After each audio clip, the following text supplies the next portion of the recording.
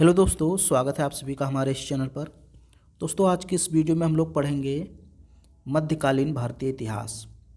मध्यकालीन भारतीय इतिहास में आज हमारा टॉपिक होगा तुर्कों का आक्रमण। और तुर्कों के आक्रमण में आज हम लोग महमूद गजनबी को पढ़ेंगे। दो तुर्क आक्रमणकारी भारत में आते हैं, एक महमूद गजनबी, दूसरा मोहम्मद गौरी। इन दोनों के बारे में हम लोग पढ़ेंगे। फिलहाल आज की वीडियो महमूद गजनबी पर होगी। सबसे पहले हम देखते हैं तुर्क थे कौन। तुर्क एक बहुत ही बर्बर और लड़ाकू जाति थी और ये कहाँ कहाँ पाई जाती थी? चीन के उत्तर पश्चिमी भागों में रहती थी, यानी मध्य एशियाई भाग में। मध्य एशिया की बहुत बर्बर और लड़ाकू जाति थी। यह जाति उमैया वंश के संपर्क में आई तो इसने इस्लाम धर्म स्वीकार कर लिया। यानी कि जो तुर्क थे ये पहले से ही मुसलमान नहीं थे। जब अरब में उमैया वंश स्थापित था, उमैया वंश के खलीफा शासन कर रहे थे, उस समय इस्लाम धर्म के टच में आए तुर्क और तुर्कों ने इस्लाम धर्म स्वीकार कर लिया। प्रारंभ में जो तुर्क थे, जब वो इस्लाम धर्म में गए तो इस्लाम धर्म ने इनको बहुत सारा लालच दिया। जैसे चूँकि ये मध्य एशियाई जनजाति थे, इनके पास रहने का, खाने का कोई स्थायी व्यवस्था नहीं होता था, घुमक्कड़ प्रजाति के थे, असभ्य थे। तो अरब के खलीफा ने या जो अरब के सुल्तान थे, राजा थे, उन्होंने इनको लालच दिया कि अगर आप इस्लाम धर्म स्वीकार कर लेते हैं तो आपको हम सेना में भर्ती करेंगे, आपको पदों पर भर्ती करेंगे। तो तुर्क जो है उन्होंने इस्लाम धर्म स्वीकार किया और अब उनका एक उद्देश्य हो गया। उनका उद्देश्य क्या बन गया? एक विशाल मुस्लिम साम्राज्य की स्थापना करना। क्योंकि उनका पहले कोई धर्म नहीं था और अब एक धर्म उनके पास हो गया तो उनके भी अंदर जोश आ गया कि हम इस धर्म का प्रचार प्रसार करें। तो कुछ तुर्क शासकों के बारे में हम लोग पढ़ेंगे। जैसे सबसे पहले हम लोग अलप्तगीन के बारे में थोड़ा पढ़ेंगे। अलप्तगीन के बाद इसहाक को नहीं पढ़ेंगे, बहुत ज़्यादा इसके बारे में जानकारी नहीं मिलती है। फिर बलक्तगीन को भी नहीं पढ़ेंगे। बलक्तगीन के बाद सुबुक्तगीन शासक बनता है। सुबुक्तगीन के बाद महमूद गजनबी बनता है। तो इतना हम लोग को पढ़ना है, ये क्रम आपको याद रखना है। सबसे पहले बात करते हैं अलप्तगीन की। अलप्तगीन जो था ये बुखारा यानी आज उज्बेकिस्तान में है, जहाँ आज उज्बेकिस्तान है वहीं का एक प्रांत होता था बुखारा। तो जो अलप्तगीन था वो बुखारा के समानी वंश के शासक अब्दुल मलिक का गुलाम था। ठीक है, बुखारा यानी उज्बेकिस्तान में एक वंश था समानी वंश। ध्यान से देखिए, समानी वंश था, वहाँ के शासक थे अब्दुल मलिक। उन्हीं अब्दुल मलिक या अबुल मलिक का गुलाम था अलप्तगीन। तो ये जो बुखारा के समानी वंश के शासक थे अबुल मलिक, ये जो है अलप्तगीन से खुश होकर के, उसकी वीरता से प्रसन्न होकर के उसको खुरासान यानी ईरान का गवर्नर बना देते हैं।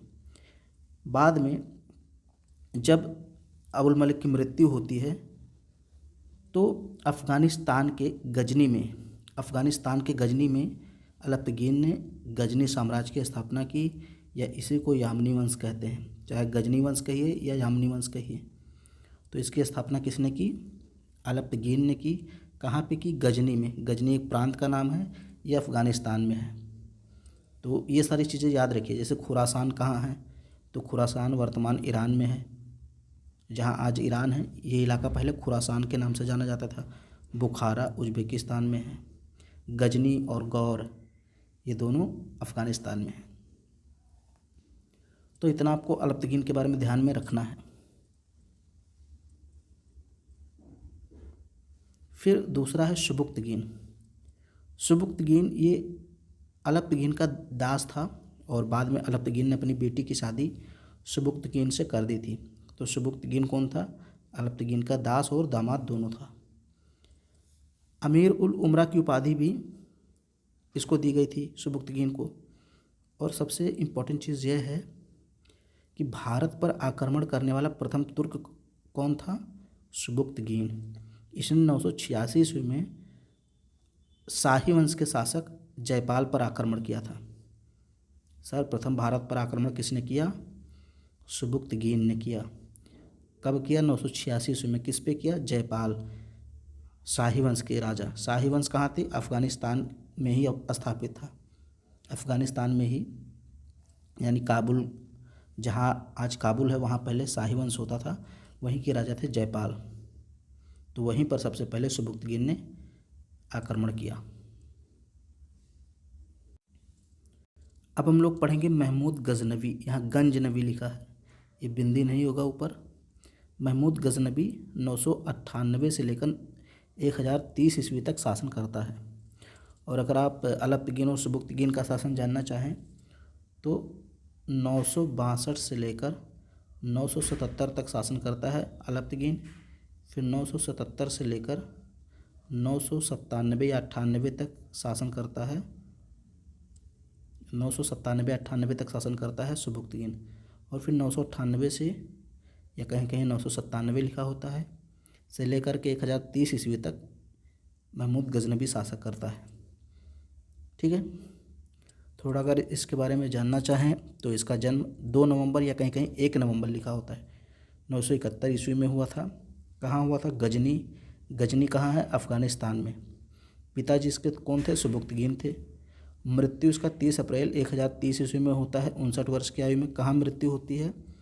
तो गजनी में होती है, अफ़गानिस्तान में, यानी जहाँ पैदा हुआ वहीं इसकी मृत्यु हुई।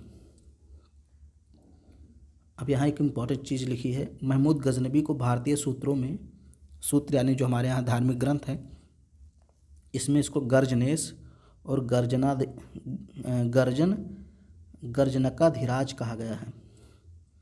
तो गर्जनरेश, गर्जनकाधिराज महमूद गजनवी को कहा गया है। अब सबसे इम्पॉर्टेंट चीज़ जहाँ से प्रश्न पूछे जाते हैं इनके आक्रमणों से संबंधित। गजनवी ने भारत पर कितने आक्रमण किए? कुल 17 आक्रमण किए। 1000 ईस्वी से लेकर 1027 ईस्वी के बीच 17 आक्रमण किए। और ये आक्रमण की जानकारी देता कौन है? हेनरी इलियट, एक इतिहासकार हैं। इन्होंने बताया कि महमूद गजनवी ने भारत पर 17 आक्रमण किए हैं। तो इनका नाम भी याद रखिएगा, हेनरी इलियट ने बात कही है। सबसे पहला आक्रमण 1000 ईस्वी में होता है सीमावर्ती क्षेत्रों में। ठीक है, सीमावर्ती यानी वही शाही वंश का जो राजा था जयपाल, उसी के आसपास के क्षेत्रों पर आक्रमण होता है। फिर दूसरा आक्रमण 29 नवंबर 1001 ईस्वी में होता है हिंदू शाही राजा जयपाल पर। यहीं पर सुबुक्तगिन ने 986 ईस्वी में आक्रमण किया था।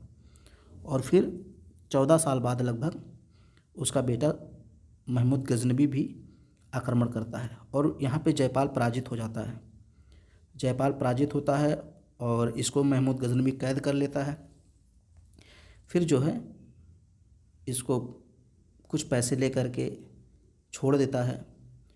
तो शर्म के मारे जयपाल आत्महत्या कर लेता है। ठीक है, चूँकि जयपाल कैद कर लिया गया था, फिर पैसे वगैरह दे करके महमूद गजनवी से छुटकारा पाता है, लेकिन इतनी शर्म आती है कि ये आत्महत्या कर लेता है। देखिए, सारे आक्रमण तो इम्पोर्टेंट नहीं है, लेकिन जैसे पहला और दूसरा आक्रमण, जयपाल वाला आक्रमण, कुछ आक्रमण आपको याद रखने हैं। 1004 ईस्वी में तीसरा आक्रमण होता है उच्छ, ये भी पाकिस्तान में है। तो उच्छ के शासक वाजिरा को सिंधु नदी के किनारे हराया और वो सिंधु नदी के किनारे भाग गया। तो 1004 ईस्वी में तीसरा आक्रमण हुआ, किस पर हुआ? उच्छ के शासक वाजिरा पर। और उच्छ का शासक जो था वो सिंधु नदी के किनारे भाग गया। 1005 ईस्वी में मुल्तान के शासक दाऊद पर आक्रमण किया गया और दाऊद ने अधीनता स्वीकार कर ली। इसी दौरान भटिंडा के शासक आनंद पाल को पराजित किया गया। ये वही आनंद पाल हैं जिनके पिता जयपाल थे। जयपाल ने आत्महत्या कर ली, फिर आनंद पाल बनते हैं, त्रिलोचन पाल बनते हैं, यही सब शासक बनते हैं। तो भटिंडा ये पंजाब के आसपास है, यहाँ पर शासन कर रहे थे, इनको पराजित करता है। भटिंडा को ओहिंद भी बोलते हैं। ये देखिए, पंजाब में ओहिंद या भटिंडा पर महमूद गजनवी ने जयपाल के पौत्र सुखपाल को नियुक्त किया। जब आनंद पाल को हरा दिया तो किसको नियुक्त किया? सुखपाल को। महमूद गजनवी ने भटिंडा का शासक किसको बना दिया? जयपाल का एक पौत्र था, यानी पोता था सुखपाल, उसको नियुक्त किया। सुखपाल ने इस्लाम धर्म स्वीकार कर लिया और उसे नौसा शाह कहा जाने लगा। तो ये जो सुखपाल था इसको नौसा शाह कहा जाने लगा, क्योंकि इसने महमूद गजनवी के द्वारा दिए गए सुझाव पर इस्लाम धर्म स्वीकार कर लिया था। 1007 ईस्वी में सुखपाल ने अपनी स्वतंत्रता की घोषणा कर दी, तो महमूद गजनवी ने फिर से आक्रमण किया ओहिंद यानी भटिंडा पर, और नौसा शाह यानी सुखपाल को बंदी बना लिया। ठीक है, यह 5वां आक्रमण था। तो कुल मिलाकर आपको ये वाला कहानी याद रखना है जो शाही वंश का चल रहा है कार्यक्रम। सबसे पहले जयपाल को हराया महमूद गजनवी ने, फिर जयपाल के बेटे आनंदपाल को हराया और किसको शासक बना दिया, सुखपाल को। बाद में सुखपाल ने भी विद्रोह कर दिया, तो सुखपाल को पराजित करके हरा दिया। अब त्रिलोचन पाल शासक बनेगा, त्रिलोचन पाल को भी हरा देता है। ये देखिए, महमूद गजनवी ने 1008 ईस्वी में छठे आक्रमण में, जिसको छाछ का युद्ध कहते हैं या कहीं कहीं वहिंद का युद्ध कहते हैं, इसमें आनंदपाल को फिर से पराजित किया। ठीक है, 1008 ईस्वी में महमूद गजनवी ने आनंदपाल को फिर से पराजित किया वहिंद के मैदान में, या जिसको छाछ का युद्ध भी कहते हैं। फिर देखिए 1009 ईस्वी में 7वें आक्रमण में महमूद गजनवी ने अलवर राज्य के नारायणपुर पर विजय प्राप्त की। अलवर यानी कि राजस्थान के आसपास के क्षेत्रों को महमूद गजनवी ने जीत लिया। ये इम्पोर्टेंट है, ये आपको याद रखना है। 1013-14 ईस्वी में आपने 9वें आक्रमण में, यानी ये जो 9वां आक्रमण है ये इम्पोर्टेंट है, थानेश्वर पर आक्रमण किया। ये हरियाणा में था, तो थानेश्वर को खूब लूटा महमूद गजनवी ने 1014 ईस्वी में। महमूद गजनवी ने अपना 10वां आक्रमण नंदशाह पर किया। हिंदू शाही शासक आनंदपाल ने नंदशाह को अपनी नई राजधानी बनाया। ये नंदशाह कौन था, आनंदपाल की नई राजधानी, और यहाँ का शासक था त्रिलोचन पाल। ये वही आनंदपाल का बेटा था त्रिलोचन पाल। तो आनंदपाल को हराया, फिर त्रिलोचन पाल शासक बना। त्रिलोचन पाल को वहाँ से भागने पर विवश किया, यानी ये त्रिलोचन पाल कहाँ भाग गया, कश्मीर में भागकर शरण लेता है, और तुर्की ने नंदशाह को खूब लूटा। ये जो नंदशाह है ये कोई आदमी नहीं है, ये एक स्थान का नाम है, और इसको राजधानी किसने बनाया था, आनंदपाल ने। आनंदपाल ने इसी को अपनी राजधानी बनाई थी। बाद में जब आनंदपाल का बेटा यहाँ का शासक बनता है त्रिलोचन पाल, तो महमूद गजनवी फिर से आक्रमण करता है और त्रिलोचन पाल कहाँ भाग जाता है, कश्मीर में। और इस तरह तुर्कों ने नंदशाह में खूब लूटपाट की। 1015 ईस्वी में महमूद का आक्रमण त्रिलोचन पाल के पुत्र भीमपाल के विरुद्ध था।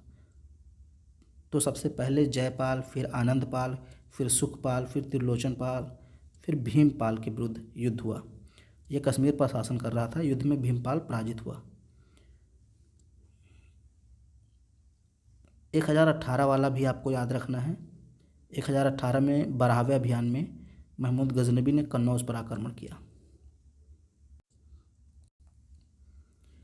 जब कन्नौज पर आक्रमण किया तो इस दौरान कन्नौज के आसपास बहुत सारे शहरों को लूटा, जैसे बुलंदशहर के शासक थे हरदत्त,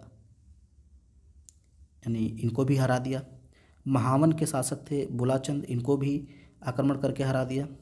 मथुरा के शासक कुलचंद थे, इनको भी युद्ध भूमि में मार डाला। 1019 ईस्वी में पुनः कन्नौज पर आक्रमण किया, और यहाँ के शासक जो राजपाल थे, प्रतिहार वंश के शासक थे, इन्होंने बिना युद्ध किए ही आत्मसमर्पण कर दिया। ये कहानी याद रखिए। 1019 में जब दोबारा कन्नौज पर आक्रमण करता है महमूद गजनवी, तो कन्नौज के शासक राजपाल, ये प्रतिहार वंश के शासक थे, इन्होंने बिना युद्ध किए ही आत्मसमर्पण कर दिया। इससे कालिंजर का जो चंदेल वंश का शासक था क्रोधित हो गया। कहीं कहीं इस शासक का नाम चंद्रदेव मिलता है, चंद्रदेव, ठीक है। तो ये क्रोधित हो गया और उसने ग्वालियर के शासक के साथ संधि करके कन्नौज पर आक्रमण किया और राजपाल को मार डाला। तो राजपाल को किसने मारा, कालिंजर के चंदेल शासक ने। क्यों? क्योंकि वो क्रोधित हो गया था राजपाल के ऊपर कि राजपाल ने राजपूत होते हुए तुर्कों के सामने आत्मसमर्पण कर दिया। तो इससे जो है चंदेल शासक क्रोधित हो गया और उसने राजपाल को मार डाला। महमूद का 13वां आक्रमण 1020 ईस्वी में हुआ। इस अभियान में इसने बारी, बुंदेलखंड, किरात और लोहकोट को जीत लिया। अपने 14वें आक्रमण के दौरान महमूद ने ग्वालियर कालिंजर पर आक्रमण किया। ग्वालियर के शासक कीर्तिदेव या कीर्तिराज कहीं कहीं लिखा होता है और कहीं कहीं चंद्रदेव लिखा होता है। ठीक है, यहाँ पे चंदेल वंश का शासक था, तो दो नाम आपको याद रखना है। यहाँ मैंने कीर्तराज लिखा है, कीर्तिदेव या कीर्तराज, और कहीं कहीं चंद्रदेव लिखा होता है, तो चंद्रदेव आपको ज़्यादा याद रखना है। तो यहाँ के शासक थे और चंद्रदेव को महमूद गजनवी पराजित नहीं कर पाता है, उनसे संधि कर लेता है। ठीक है, कालिंजर के शासक गोंडा ने भी विवश होकर संधि की। ये कालिंजर के शासक थे गोंडा, इन्होंने संधि की थी। और ग्वालियर का शासक चंद्रदेव या कहीं कहीं कीर्तराज लिखा होता है, इन्होंने भी संधि की थी। 1024 में 15वें अभियान में महमूद गजनवी ने लोदोर्ग जैसलमेर में है, चिकलोदर गुजरात में है तथा अहिनवाड़ गुजरात में, यहाँ पर भी विजय प्राप्त की। ये सब आपको नहीं याद रखना, लेकिन ये जो 1025 का आक्रमण है ये आपको याद रखना है, बहुत ही इम्पोर्टेंट है। 1025 में 16वें अभियान में 16वां अभियान था, महमूद गजनवी ने सोमनाथ मंदिर को अपना निशाना बनाया। उसके सभी अभियानों में यह सर्वाधिक महत्वपूर्ण था, सबसे महत्वपूर्ण अभियान यही था। और सोमनाथ पर विजय प्राप्त करने के बाद उसने वहाँ के प्रसिद्ध मंदिरों को तोड़ दिया और अपार धन संपदा प्राप्त की। यह मंदिर गुजरात में समुद्र तट पर अपनी अपार संपत्ति के लिए प्रसिद्ध था। इस मंदिर को लूटते समय महमूद ने लगभग 50,000 ब्राह्मणों को और हिंदुओं को कत्ल कर दिया, यानी उनको मार दिया। तो यह आक्रमण बहुत इंपॉर्टेंट है, 1025 वाला। फिर इसके बाद जब ये सोमनाथ मंदिर को लूट कर जा रहा था महमूद गजनवी वापस अपने गजनी शहर, तो कुछ जाटों ने छेड़छाड़ की, यानी कि तुर्कों को लूटा। कुछ जाटों ने रास्ते में महमूद गजनवी के खजाने को लूटा। तो महमूद गजनवी जब गजनी पहुंच जाता है उसके बाद वापस आकर के जाटों को पराजित करता है। तो 1027 में महमूद गजनवी का अंतिम आक्रमण जाटों के विरुद्ध हुआ और जाट पराजित हो गए। जाटों को इसलिए पराजित किया क्योंकि जब महमूद गजनवी लूटपाट करके जा रहा था तो जाटों ने उसके खजाने को लूटा था, उसको परेशान किया था।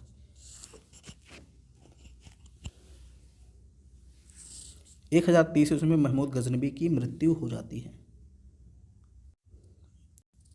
अब ये सारी चीज़ें शॉर्ट में हैं, जैसे महमूद गजनवी के आक्रमण का उद्देश्य क्या था। तो सबसे पहला उद्देश्य यही था धन लूटना। ठीक है, सबसे पहला उद्देश्य यही था धन लूटना। दूसरा उद्देश्य इसका हो सकता है कि चूँकि ये इस्लाम धर्म स्वीकार कर लिया था तो इसका दूसरा उद्देश्य था मूर्ति पूजा को नष्ट कर देना, उसका अंत कर देना और इस्लाम धर्म का प्रचार प्रसार करना, ये इसका तीसरा उद्देश्य था।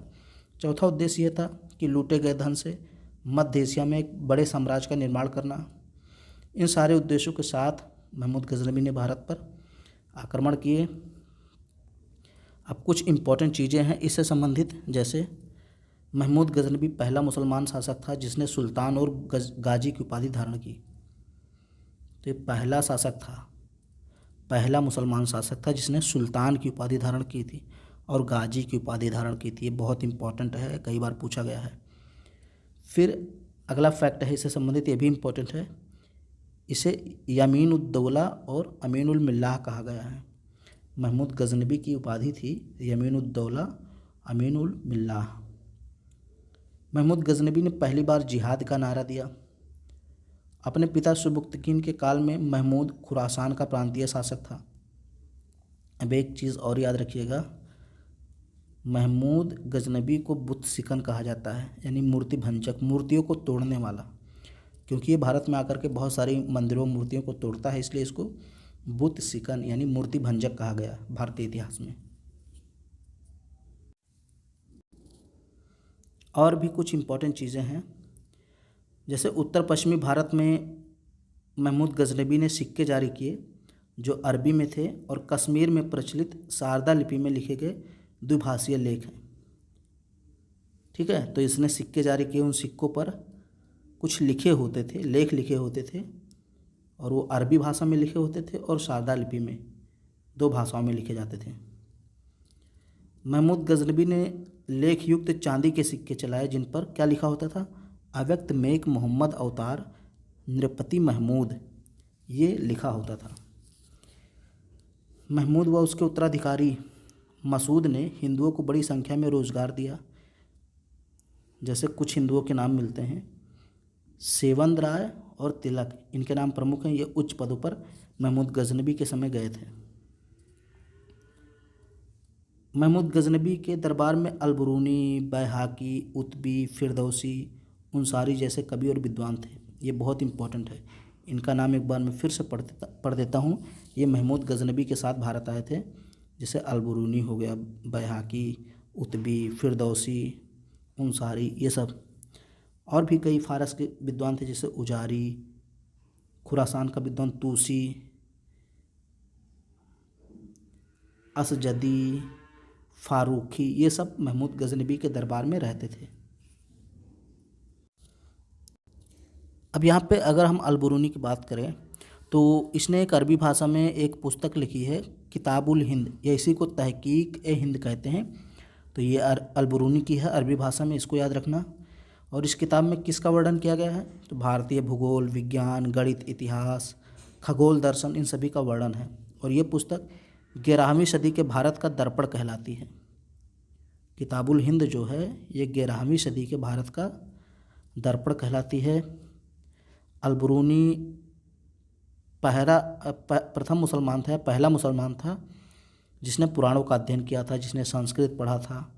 तो ये भी याद रखिए, पहला मुसलमान कौन था जिसने पुराणों का अध्ययन किया, संस्कृत पढ़ा, तो वो अलबरूनी था। महमूद ख्वारिज़्म अभियान में अलबरूनी को लाया था।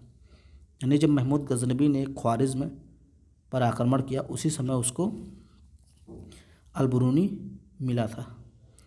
अलबरूनी का उपनाम क्या था? अबू रेहान मोहम्मद। तो ये अबू रेहान मोहम्मद किसका नाम था? अलबरूनी का। किताबुल हिंद, या जिसको तहकीक हिंद कहते हैं, इसका अनुवाद हिंदी में किसने किया? रजनीकांत शर्मा ने। और अंग्रेजी में एडवर्ड सचाऊ ने इसका अनुवाद किया। अलबरूनी भारत में 10 वर्ष तक रहा। अलबरूनी के अनुसार भारत में चतुर्ण व्यवस्था के नीचे 8 अंत्यज थे, जिनमें धोबी, मोची, कुम्हार, जादूगर, नाविक, मछुआरा आदि शामिल थे। ये सब 4 वर्णों के अतिरिक्त थे। तो ये अलबरूनी का वर्णन था। अब एक और विद्वान आया था, फिरदौसी। फिरदौसी को महमूद ने प्रत्येक छंद की रचना के लिए 1 सोने की मोहर देने का वायदा किया था, किंतु बाद में मना कर दिया। दरबार में अपमानित किए जाने के कारण फिरदौसी ने आत्महत्या कर ली। फारसी में फिरदौसी ने शहनामा की रचना की है। फिरदौसी को पूर्व का होमर या फारस का होमर कहा जाता है। तो मतलब महमूद गजनबी ने फिरदौसी से वादा किया कि अगर आप एक छंद लिखते हैं तो उस पर आपको 1 सोने की मोहर देंगे। बाद में देने से मना कर दिया, तो फिरदौसी ने अपमानित होकर आत्महत्या कर ली। फिरदौसी का एक ग्रंथ है, इसको याद रखना, शहनामा। ये कई बार पूछा गया है, इंपॉर्टेंट ग्रंथ है शहनामा। और फिरदौसी को पूर्व का होमर कहा गया है या फारसी का होमर कहा गया है। उतबी जो है ये भी महमूद गजनबी के साथ भारत आया था और इसने एक ग्रंथ लिखी है, तारीख़ यामनी, यानी यामनी वंश पर लिखा गया है। इसे किताबुल यामनी भी कहते हैं, अरबी भाषा में लिखी गई। और ये उतबी जो था ये महमूद गजनबी का सचिव था, सचिव यानी मंत्री था। फिर इसके बाद एक और आया था, बैहाकी। ये सुबुक्तगीन के दरबारी कवि थे और इन्होंने तारीख़ सुबुक्तगीन लिखी है। महमूद गजनबी के दरबार में भी ये था। यानी ये बैहाकी जो था ये महमूद गजनबी के दरबार में भी था और महमूद गजनबी के जो पिता सुबुक्तगीन थे उनके दरबार में भी था। बैहाकी को लेन पूल ने पूर्व का पेप्स कहा है। पूर्व का पेप्स बैहाकी को किसने कहा है? लेन पूल। ये एक इतिहासकार हैं लेन पूल, इन्होंने कहा है। अब गजनबी के आक्रमण का परिणाम क्या हुआ, प्रभाव क्या पड़ा भारत पर, इसको थोड़ा शॉर्ट में देख लेते हैं। गजनबी के आक्रमण ने उत्तर पश्चिमी भारत की राजनीतिक संरचना को हिला दिया। खैबर दर्रा जो कि भारत का प्रवेश द्वार था, खैबर दर्रे से ही महमूद गजनबी ने प्रवेश किया था, हमेशा के लिए विदेशियों के हाथों में चला गया। यानी जो खैबर दर्रा था ये विदेशियों के हाथों में चला गया। भारतीयों की आपसी फूट व सैन्य कमजोरी प्रकट हो गई। मतलब तुर्कों को ये पता चल गया कि भारत में जो शासक हैं, जो राजपूत हैं, वो आपस में लड़ाई झगड़ा करते रहते हैं, यानी आपसी फूट है, यानी जो कमजोरी थी भारतीयों की वो पता चल गई। भारी मात्रा में धन संपदा की लूट व नरसंहार हुआ। गजनबी के आक्रमण के फलस्वरूप लाहौर शहर फारसी संस्कृति का केंद्र बन गया। महमूद के आक्रमणों का स्थायी परिणाम यह हुआ कि पंजाब तुर्कों के नियंत्रण में चला गया। तुर्कों द्वारा विशेष प्रकार का धनुष काम में लिया जाता था, जिसे फारसी में नावक कहते थे। तो ये चीज़ याद रखना, नावक क्या था? ये एक प्रकार का धनुष था जो तुर्क चलाते थे। मोहम्मद हबीब ने उत्तर भारत में तुर्कों की विजय को नगरीय क्रांति कहा है। तो ये तुर्क आक्रमण था, और तुर्क आक्रमण में आज हम लोगों ने पढ़ा है महमूद गजनबी को और डिटेल में पढ़ा है। इसके बाद हम लोग मोहम्मद गौरी को पढ़ेंगे, फिर आपका तुर्क आक्रमण कंप्लीट हो जाएगा। वीडियो पसंद आए तो उसको लाइक शेयर सब्सक्राइब जरूर करें।